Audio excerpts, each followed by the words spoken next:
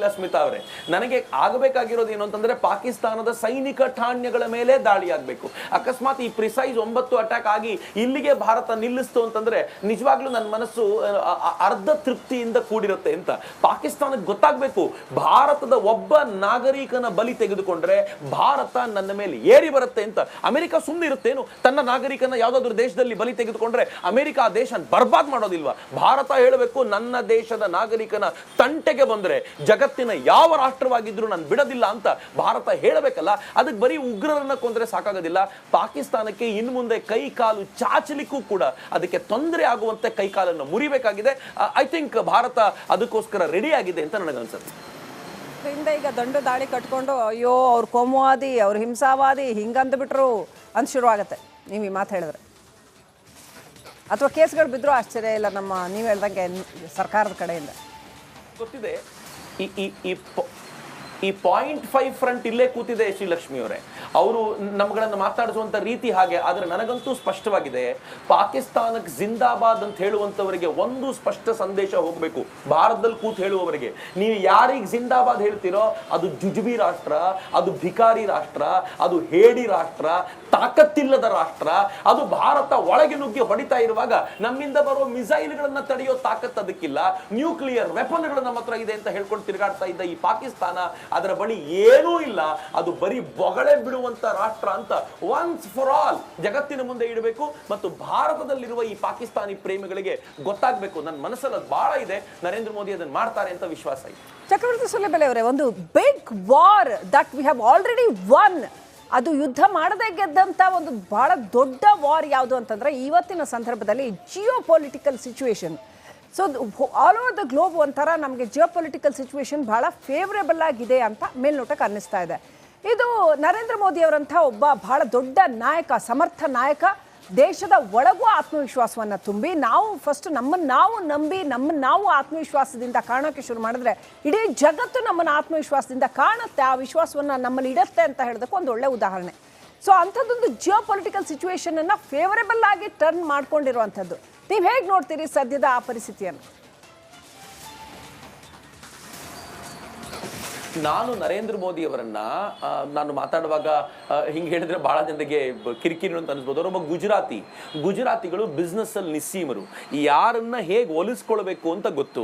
ಕೆಲವರನ್ನ ಮಾತನಾಡಿ ಹೋಲಿಸ್ಕೊಳ್ತಾರೆ, ಕೆಲವರಿಗೆ ಊಟ ಮಾಡಿಸಿ ಹೋಲಿಸ್ಕೊಳ್ತಾರೆ, ಕೆಲವರಿಗೆ ಅವ್ರಿಗೆ ಬೇಕಾಗಿರೋ ಗಿಫ್ಟ್ ಕೊಟ್ಟು ಹೋಲಿಸ್ಕೊಳ್ತಾರೆ, ಕೆಲವರಿಗೆ ಬಿಸ್ನೆಸ್ ಕೊಟ್ಟು ಹೋಲಿಸ್ಕೊಳ್ತಾರೆ. ಈ ಭಿನ್ನ ಭಿನ್ನ ಮಾರ್ಗಗಳಿವೆ. ನಾವಷ್ಟೇ ಆತ್ಮವಿಶ್ವಾಸದಿಂದ ಇದ್ರೆ ಸಾಕಾಗೋದಿಲ್ಲ. ಜಗತ್ತಿಗೆ ನಮ್ಮಿಂದ ಏನ್ ಬೇಕಾಗಿದೆ, ನಾವು ಹೇಗೆ ನಿಮಗೆ ಪ್ರಾಫಿಟಬಲ್ ಅಂತ ಜಗತ್ತಿಗೆ ಹೇಳಬೇಕು. ನರೇಂದ್ರ ಮೋದಿ, ಟ್ರಂಪ್ ಯಾವಾಗ್ಲೂ ಹೇಳ್ತಾರಲ್ಲ, Narendra Modi is a tough negotiator, ಅವ್ರ ಹತ್ರ ನೆಗೋಷಿಯೇಟ್ ಮಾಡೋದು ಬಹಳ ಕಷ್ಟ ನನಗೆ ಅಂತ, ಅಂಡ್ ಈಸ್ ವೆರಿ ಸಕ್ಸಸ್ಫುಲ್ ಅಂತ ಅವ್ರು ಹೇಳ್ತಾರಲ್ಲ. ಯಾಕೆ ಹೇಳ್ತಾರೆ ಅಂತಂದ್ರೆ ನರೇಂದ್ರ ಮೋದಿ ನೆಗೋಸಿಯೇಷನ್ ಟೇಬಲ್ ಮೇಲೆ ಕೂತಾಗ ಎಲ್ಲವನ್ನೂ ಮುಂದಿಟ್ಕೊಂಡು ಕೂತ್ಕೊಳ್ತಾರೆ. ನಾನು ಹೇಗೆ ಪ್ರಾಫಿಟಬಲ್ ಆಗ್ತೀನಿ ನೋಡಿ, ನನಗೆ ನೀವು ಈ ಪ್ರಾಫಿಟ್ ಮಾಡ್ಕೊಡಿ ಅಂತ ಕೇಳ್ಕೊಳ್ಳೋದು ಇದೆಯಲ್ಲ, ಇದೊಂದು ಅದ್ಭುತವಾದ ಕಲೆ ಅವರದ್ದು. ಅವರು ಫ್ರಾನ್ಸ್ ಜೊತೆ ಹೀಗೆ ಒಪ್ಪಂದ ಮಾಡ್ಕೊಂಡಿದ್ದಾರೆ. ನರೇಂದ್ರ ಮೋದಿ ಯುರೋಪಿಯನ್ ಕಂಟ್ರಿಗಳ ಜೊತೆಗೆ, ನಮ್ಮ ವಿರೋಧಿಗಳು ಯುರೋಪಿಯನ್ ಕಂಟ್ರಿಗಳು, ಅದರಲ್ಲೂ ವಿಶೇಷವಾಗಿ ಇಂಗ್ಲೆಂಡ್ ಇದೆಯಲ್ಲ, ಅದಕ್ಕೆ ಒಂದು ಭಯಂಕರವಾದ ಕೆಟ್ಟ ದ್ವೇಷ ಇದೆ. ಯಾಕೆ ಅಂತಂದ್ರೆ ಅಲ್ಲಿ ಮುಸಲ್ಮಾನರ ವೋಟ್ ಇಲ್ಲದೆ, ಥೇಟು ಕರ್ನಾಟಕ ತರ ಇದೆ ಇಂಗ್ಲೆಂಡ್, ಅಲ್ಲಿ ಮುಸಲ್ಮಾನರು ವೋಟ್ ಇಲ್ಲದೆ ನಾವು ಅಧಿಕಾರಕ್ಕೆ ಬರೋದಿಲ್ಲ ಅಂತ ಅಲ್ಲಿನ ಸರ್ಕಾರ ಅಂದ್ಕೊಂಡ್ ಬಿಟ್ಟಿದೆ, ನಮ್ಮ ಸಿದ್ದರಾಮಯ್ಯನವ್ರ ತರನೇ. ಹೀಗಾಗಿ ಅವರಿಗೋಸ್ಕರ ಯಾವ ಎಕ್ಸ್ಟೆಂಟಿಗೆ ಬೇಕಿದ್ರು ಹೋಗ್ತೀವಿ, ಭಾರತದ ವಿರುದ್ಧ ಹೇಳಿಕೆ ಕೊಡ್ತೀವಿ, ಹಿಂದೂಗಳ ವಿರುದ್ಧ ಬೇಕಿದ್ರು ಹೇಳಿಕೆ ಕೊಡ್ತೀವಿ ಅನ್ನುವಂತ ಮಾತಿದೆಯಲ್ಲ, ಸಿದ್ದರಾಮಯ್ಯನವ್ರು ಹೆಂಗೆ ಯೋಚನೆ ಮಾಡ್ತಾರೋ ಇಂಗ್ಲೆಂಡ್ ಹಂಗೆ ಯೋಚನೆ ಮಾಡುತ್ತೆ. ಆದ್ರೆ ಇಂಗ್ಲೆಂಡ್ ಅನ್ನು ಕೂಡ ಪಳಗಿಸಿರೋ ರೀತಿ ಆಶ್ಚರ್ಯಕರ.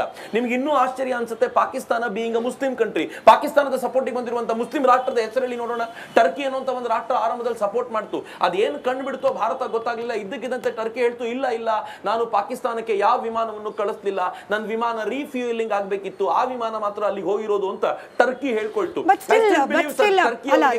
ಚಕ್ರವರ್ತಿ ಅವರೇ, ನನ್ನ ಧ್ವನಿ ತಲುಪ್ತಾ ಇದ್ರೆ, ಬಟ್ ಸ್ಟಿಲ್ ಈಗಲೂ ಕೂಡ ನಿನ್ನೆ ಕೂಡ ಟರ್ಕಿ ಹಾಗೆ ಪಾಕಿಸ್ತಾನ, ಚಕ್ರವರ್ತಿ ಅವ್ರಿಗೆ ನನ್ನ ಧ್ವನಿ ತಲುಪ್ತಾ ಇದೆಯಾ?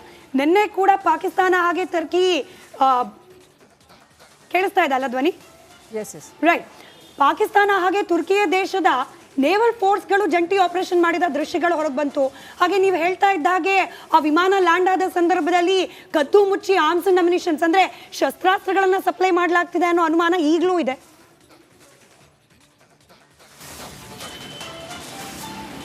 ಅಬ್ಸಲ್ಯೂಟ್ಲಿ ಹೌದು. ಆದ್ರೆ ಟರ್ಕಿಯ ಸಾಮರ್ಥ್ಯ ಏನು?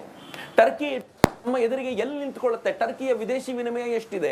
ಟರ್ಕಿ ಎಷ್ಟು ಕಾಲ, ಎಷ್ಟು ಸುದೀರ್ಘ ಕಾಲ ಇವರಿಗೆ ಸಪೋರ್ಟ್ ಮಾಡಬಲ್ಲದು? ಈ ಎಲ್ಲ ಪ್ರಶ್ನೆಗಳನ್ನ ಮುದಿಟ್ಕೊಂಡೆ ಟರ್ಕಿ ಒಂದು ಸಮರಾಭ್ಯಾಸಕ್ಕೆ ಬೇಕಾಗಿರುವಂತ ನೇವಲ್ ಬೇಸ್ ಅನ್ನ ಕಳಿಸ್ಕೊಟ್ಟಿದೆ, ನೇವಲ್ ಇದನ್ನ ಕಳಿಸ್ಕೊಟ್ಟಿದೆ, ಶಿಪ್ ಅನ್ನು ಕಳಿಸ್ಕೊಟ್ಟಿದೆ ನಿಜ. ಆದ್ರೆ ಟರ್ಕಿಯ ಒಟ್ಟಾರೆ ಸಾಮರ್ಥ್ಯವನ್ನ ಲೆಕ್ಕ ಹಾಕೊಂಡಾಗ ಟರ್ಕಿಗೆ ನಿಜವಾಗ್ಲೂ ಆಗಿದೆಯಾ? ಮತ್ತು ಟರ್ಕಿಯನ್ನ ದ್ವೇಷಿಸುವಂತ ಮುಸ್ಲಿಂ ಕಂಟ್ರಿಗಳು ಅವರು ಸುಮ್ಮನೆ ಇರ್ತಾರ? ಅವರು ಪಾಕಿಸ್ತಾನಕ್ಕೆ ಕೊಡಬಹುದಾಗಿರುವಂತ ಹೊಡೆತ ಏನು? ಇವೆಲ್ಲ ಮುಂದಿಟ್ಕೊಂಡು ನೋಡಿದಾಗ, ಮತ್ತು ಇನ್ನೊಂದು ಏನ್ ಗೊತ್ತಾ, ನಾನು ಯಾರಿಗೆ ಹೆಲ್ಪ್ ಮಾಡ್ತೀನೋ ಅವನು ಸಮರ್ಥನಾಗಿದ್ರೆ ಧೈರ್ಯವಾಗಿ ಮಾಡಬಹುದು. ಇವನು ಸತ್ತೋಗ್ತಾ ಇದ್ದಾನೆ, ಇವನಿಗೆ ಹೆಲ್ಪ್ ಮಾಡಿ ಜಗತ್ತಿನ ಕೆಂಗಣ್ಣಿಗೆ ನಾನು ಯಾಕೆ ಗುರಿಯಾಗ್ಲಿ ಅಂತ ಇವತ್ತೇ ನಿಮ್ಗೆ ಗೊತ್ತಾಗುತ್ತೆ. ಭಾರತ ತಾನಿದ್ದ ಜಾಗದಿಂದ ಪಾಕಿಸ್ತಾನವನ್ನು ಅಟ್ಯಾಕ್ ಮಾಡಿದೆ, ನನ್ನ ಏರ್ ಡಿಫೆನ್ಸ್ ಹಂಗಿದೆ ಹಿಂಗಿದೆ ಅಂತ ಕೊಚ್ಕೊಳ್ತಾ ಇದ್ದ ಪಾಕಿಸ್ತಾನಕ್ಕೆ ನಮ್ಮಿಂದ ಹೋಗಿರುವಂತ ಮಿಸೈಲ್ ನ ತಡಿಲಿಕ್ಕಾಗ್ಲಿಲ್ಲ. ಅದು ಸರ್ಪ್ರೈಸ್ ಅಟ್ಯಾಕ್ ಅಲ್ಲ, ಹೇಳಿ ಹೊಡೆದಿರುವಂತ ಮಿಸೈಲ್ಗಳನ್ನ ತಡಿಲಿಕ್ಕಾಗದೇ ಇರುವಂತ ಒಂದು ರಾಷ್ಟ್ರದ ಹೆಗಲಿಗೆ ನಾನು ಎಲ್ಲ ಶಸ್ತ್ರಗಳನ್ನ ಕೊಡ್ತೀನಿ ಹೋಗು ಅಂತ ಹೇಳುವಂತ ಧೈರ್ಯ ಟರ್ಕಿಗೆ ಬಿಡಿ ಚೀನಾಕ್ಕೂ ಇರೋದಿಲ್ಲ. ಮತ್ತು ಟರ್ಕಿ ಏನಾದ್ರೂ ಈ ಬಾರಿ ಆತರ ಸಪೋರ್ಟ್ ಮಾಡಿತು ಅಂತ ಆದ್ರೆ, ಅದ್ರ ಜೊತೆಗೆ ನಿಲ್ತ್ಕೊಳ್ತು ಅಂತ ಆದ್ರೆ, ಇದು ಟರ್ಕಿಗೂ ಕೂಡ ಮರಣ ಶಾಸನ ಅಂತ ನನಗೆ ಅನ್ಸುತ್ತೆ. Time has come. Narendra Modi ಹೇಳಿದಾರಲ್ಲ, ಈ ಜಗತ್ತಿನಿಂದ ಭಯೋತ್ಪಾದನೆಯನ್ನ ವೈಪ್ ಔಟ್ ಮಾಡಬೇಕಾಗಿರುವಂತ ಟೈಮ್ ಬಂದಿದೆ, ನಾವೆಲ್ಲರೂ ಒಗ್ಗಟ್ಟಾಗಬೇಕಾಗಿರುವಂತ ಹೊತ್ತು ಅಂತ. ಟರ್ಕಿ ಅದಕ್ಕೆ ಸಪೋರ್ಟ್ ಮಾಡ್ತಿದೆ ಅಂತಂದ್ರೆ ಅದರ ಟೈಮ್ ಬಂದಿದೆ ಅಂತ ನನಗನ್ಸುತ್ತೆ. 20 years ಬ್ಯಾಕ್ ಚಕ್ರವರ್ತಿ ಸೂಲಿಬೆಲೆ ಅವರೇ, ಒಂದ್ರ ಮೇಲೊಂದು ಈ ರೀತಿ ಭಯೋತ್ಪಾದನಾ ಚಟುವಟಿಕೆಗಳು ಜಮ್ಮು ಕಾಶ್ಮೀರ ಅಂದ್ರೆ ಪ್ರತಿನಿತ್ಯ, ಇವತ್ತು ನಾವೇನು ಪೆಹಲ್ಗಾಂವ್ ಸುದ್ದಿಯನ್ನು ಓದಿದ್ವಿ, ಆ ಥರದ ಸುದ್ದಿಗಳನ್ನ ಪ್ರತಿನಿತ್ಯ ಓದ್ತಾ ಇದ್ವಿ. ಅಷ್ಟರ ಮಟ್ಟಿಗೆ 20 ವರ್ಷಗಳ ಹಿಂದೆ ಭಾರತ ಇತ್ತು. ಆವತ್ತು ಇಂಥದ್ದೊಂದು ಘಟನೆಯನ್ನು, ಇಂಥದ್ದೊಂದು ವಾಪಸ್ ಕೊಡೋ ಅಂಥ ಹೊಡೆತವನ್ನ ಊಹೆನೂ ಕೂಡ ಮಾಡ್ಕೊಳಕ್ ಆಗ್ತಾ ಇರಲಿಲ್ಲ. ಅವತ್ತು ಯಾಕೆ ಹಾಗಿತ್ತು ಮತ್ತು ಇವತ್ತು ಯಾಕೆ ನೀವು ಆ ಡಿಫ್ರೆನ್ಸ್ನ ಹೇಗೆ ನೋಡ್ತೀರಾ? ಅವತ್ತು ನಾವೇ ಹೇಳ್ಕೊಂಡ್ಬಿಡ್ತಾ ಇದ್ವಿ, ಅಯ್ಯೋ ಪಾಪ ಅವ್ರಿಗೆ ಏನೋ ಉಗ್ರಗಾಮಿ ಚಟುವಟಿಕೆಗಳನ್ನು ಮಟ್ಟ ಹಾಕೋಕ್ಕೆ ನಮಗೆ ಆಗ್ತಾ ಇಲ್ಲ, ಸೊ ಅಲ್ಲಿ ಜಮ್ಮು ಕಾಶ್ಮೀರದಲ್ಲಿ ಜನ ಸಂತ್ರಸ್ತಿದ್ದಾರೆ, ಜನರಿಗೆ ತೊಂದರೆ ಆಗುತ್ತೆ, ಕಾಶ್ಮೀರದ ಜನರನ್ನು ಅವಗಣನೆಗೆ ಈಡು ಮಾಡಲಾಗಿದೆ, ಹಾಗಾಗಿ ಅವರು ಉಗ್ರಗಾಮಿಗಳಾಗ್ತಾ ಇದ್ದಾರೆ, ಈ ಥರ ಎಲ್ಲ ಏನೇನೋ ಸಾವಿರಾರು ನೆವಗಳನ್ನು ಕೊಡ್ತಾ ಇದ್ವಿ ಭಯೋತ್ಪಾದನೆ ಹುಟ್ಟಡಗಿಸೋದಕ್ಕೆ. ಇವತ್ತು ಯಾವ ನೆವಾನೂ ಇಲ್ಲ, ನೇರವಾಗಿ ಗುರಿ ಇಡು ಢಮ್ ಅನ್ಸು ಅಷ್ಟೇ. ಹೇಗೆ ನೋಡ್ತೀರಿ ಈ ಡಿಫ್ರೆನ್ಸ್ನ? ನಾನು ನೋಡ್ಲಿಕ್ಕೆ ಬಹಳ ಹೇಳ್ಬೇಕಾಗೇನಿಲ್ಲ. ಯಾಕೆ ನಾವು ಹಾಗಿದ್ವಿ ಅಂತಂದ್ರೆ, ಬೆಳಿಗ್ಗೆ ಟ್ವೀಟ್ ಮಾಡ್ತಲ್ಲ ಕಾಂಗ್ರೆಸ್, ಆ ಟ್ವೀಟ್ ಅನ್ನು ನೋಡಿದ್ರೆ ಗೊತ್ತಾಗುತ್ತೆ ಎಂತ ಅಯೋಗ್ಯರಿ ದೇಶವನ್ನು ಆಳ್ತಾ ಇದ್ರು ಅಂತಂದ್ರೆ. ಅವರು ಹೇಗೆ ಹೇಳ್ತಾರೆ ಅಂತಂದ್ರೆ, ಶಾಂತಿ, ಯುದ್ಧ ಮಾಡಬಾರ್ದು, ಶಾಂತಿಯಿಂದಲೇ ಎಲ್ಲವನ್ನು ಪರಿಹರಿಸಬೇಕು ಎನ್ನುವಂತ ಗಾಂಧಿ ತತ್ವವನ್ನ ಅವ್ರು ನಾವು ಬಳಸ್ತೀವಿ ಅಂತ ಹೇಳ್ತಾರೆ. ಸ್ವತಃ ಗಾಂಧೀಜಿಯು ಕೂಡ 1942 ನಲ್ಲಿ ಕ್ವಿಟ್ ಇಂಡಿಯಾ ಅಂತ ಹೇಳಿದ್ರು. ಕ್ವಿಟ್ ಇಂಡಿಯಾ ಅಂತಂದ್ರೆ ದಯಮಾಡಿ ಕೈ ಮುಗಿತೀನಿ ಹೋಗಿ ಅಂತಲ್ಲ, ಭಾರತವನ್ನು ಬಿಟ್ಟು ತೊಲಗಿ ಅಂತಿತ್ತು. ಗಾಂಧೀಜಿಯು ಕೂಡ ಫೈನಲಿ ಒಂದು ಹಂತದಲ್ಲಿ ಅವರ ಆಕ್ರೋಶವನ್ನ ಹೊರಗೆ ಹಾಕುವಂತ ಸ್ಥಿತಿ ಬಂದಿತ್ತು. ಆದ್ರೆ ಕಾಂಗ್ರೆಸ್ ಅದನ್ನು ಮರೆತು ಕೂತಿತ್ತು. ಆಮೇಲೆ ಈ ದೇಶದ ಮೊದಲ ಪ್ರಧಾನಿ ಜವಾಹರ್ಲಾಲ್ ನೆಹರು ಆದ್ರಲ್ಲ, ಅವರ ಪಂಚಶೀಲ ತತ್ವಗಳಿಗೆ ಅವರು ಮರಳಾಗಿದ್ರು. ಅದನ್ನ ಜಗತ್ತಿನಾದ್ಯಂತ ಪ್ರೀಚ್ ಮಾಡುವಂತ ಪ್ರಯತ್ನ ಮಾಡ್ತಿದ್ರು. ನಾವು ಅಲಿಪ್ತ ನೀತಿಯನ್ನು ಅನುಸರಿಸ್ತೀವಿ, ಯಾರ ಜೊತೆಗೂ ಸೇರೋದಿಲ್ಲ ಅಂತ ಹೇಳ್ತಾ ಇದ್ರು. ಕೊನೆಗೆ ಎಲ್ಲರೂ ನಮಗೆ ವಿರೋಧಿಗಳಾದ್ರು, ಬಿಕಾಸ್ ನಿಮ್ಮಿಂದ ನಮಗೇನು ಉಪಯೋಗ ಇಲ್ಲ, ನೀವು ಅಯೋಗ್ಯ ರಾಷ್ಟ್ರದವರು ಅಂತ ಕಂಡವ್ರು ಬಂದು ನಮ್ಮನ್ನು ಹೊಡೆದೋಗ್ಲಿಕ್ಕೆ ಶುರು ಮಾಡಿದ್ರಲ್ಲ. ಹೀಗಾಗಿ ಪಾಕಿಸ್ತಾನ ಒಂದು ಮೇಜರ್ ಕಂಟ್ರಿ ಆಗಿ ಡೆವಲಪ್ ಆಯ್ತು. ನೀವು ಕೋಲ್ಡ್ ವಾರ್ ಟೈಮ್ ನಲ್ಲಿ ಪಾಕಿಸ್ತಾನ, ಅಮೆರಿಕ ಮತ್ತು ರಷ್ಯಾ ಯುದ್ಧ ಮಾಡುವಾಗ, ಅಮೆರಿಕ ಮತ್ತು ರಷ್ಯಾ ಆಂತರಿಕವಾಗಿ ಗಲಾಟೆ ನಡೆಸ್ತಾ ಇರುವಾಗ ಪಾಕಿಸ್ತಾನ ಅಮೆರಿಕಕ್ಕೆ ಒಂದು ಇಂಪಾರ್ಟೆಂಟ್ ಕಂಟ್ರಿ ಆಗಿ ಸಿಕ್ತು. ನಾವು ರಷ್ಯಾಕ್ಕೂ ಹೆಲ್ಪ್ ಆಗಲಿಲ್ಲ, ಈ ಕಡೆ ಅಮೆರಿಕಕ್ಕೂ ಹೆಲ್ಪ್ ಆಗಲಿಲ್ಲ, ನ್ಯೂಟ್ರಲ್ ಆಗಿದ್ದೀವಿ ಅಂತ ಹೇಳ್ಕೊಂಡ್ರ ಪರಿಣಾಮ ನಮ್ಮ ಟೋಟಲ್ ಸಾಮರ್ಥ್ಯವೇ ಕುಸಿದು ಹೋಗಿತ್ತು. ನಾವು ಚೈನಾ ನಮ್ಮ ಮೇಲೆ ದಾಳಿ ಮಾಡಿದಾಗ ನಮ್ಮ ಪರಿಸ್ಥಿತಿ ಹೇಗಿತ್ತು ಗೊತ್ತಾ? ಐ ಆಮ್ ಸಾರಿ, ನನ್ನ ಆರ್ಮ್ಡ್ ಪರಿಸ್ಥಿತಿ ಇತ್ತು ಅಂತಂದ್ರೆ ಧಾನ್ಯಗಳನ್ನ ಬಿಟ್ಟು ಓಡಿ ಬರಬೇಕಾದಂತ ಸ್ಥಿತಿ ಬಂದಿತ್ತು. ನಾವು ಓಡಿ ಬಂದ್ಬಿಟ್ಟಿದ್ವಿ ಚೈನಾ ಫೈಟ್ ಮಾಡ್ಲಿಕ್ಕಾಗದೆ. ಇದು ನನ್ನ ಸೈನಿಕರ ಪ್ರಾಬ್ಲಮ್ ಅಲ್ಲ, ಇದು ಈ ದೇಶದ ನೇತೃತ್ವದ ಪ್ರಾಬ್ಲಮ್ ಆಗಿತ್ತು. ಆದ್ರೆ ಇವತ್ತು ಈ ದೇಶದ ನೇತೃತ್ವ ಹೇಗಿದೆ ಅಂತಂದ್ರೆ, ಈ ದೇಶದ ನೇತೃತ್ವ ವಹಿಸಿರುವಂತ ನರೇಂದ್ರ ಮೋದಿ ಹೇಳಿದ್ದಾರೆ, ಪಾಕಿಸ್ತಾನದ ಒಂದು ಮಿಸ್ ಅಡ್ವೆಂಚರ್ಗೆ ಭಾರತ ಪಾಕಿಸ್ತಾನಕ್ಕೆ ಸರಿಯಾದ ಪಾಠ ಕಲಿಸಬೇಕು. ನಾವು ಸುಮ್ಮನೆ ಹೇಳ್ಕೊಂಡು ಬರಲಿಲ್ಲ.